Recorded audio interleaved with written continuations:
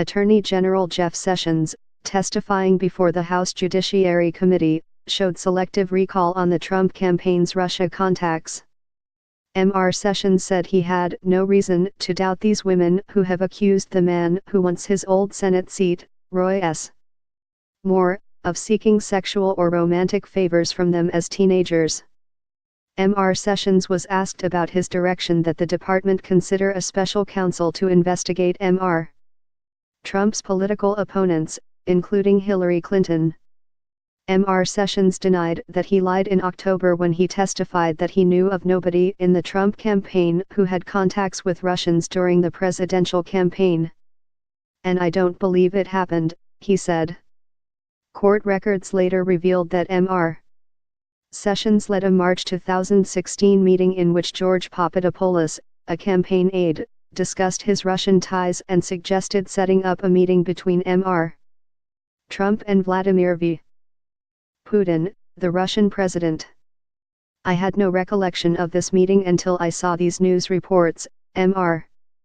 Sessions said. Mr. Sessions testified Tuesday that was still hazy on the details about what Mr. Papadopoulos had proposed.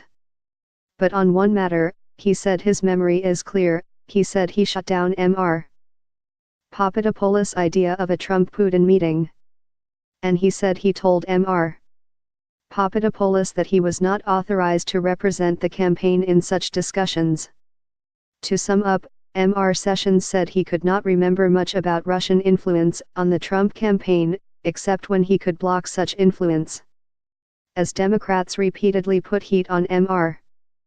Sessions over the evolution of his testimony before Congress, Representative Hakeem Jeffries, Democrat of New York, invoked an unexpected ostensible ally, Senator Jeff Sessions. Holding up a speech he said Mr.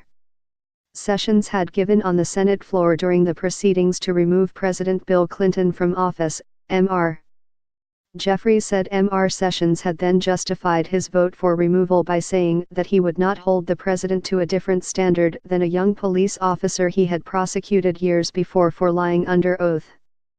"You stated that you refused to hold a president accountable to a different standard than the young police officer who you prosecuted," Mr.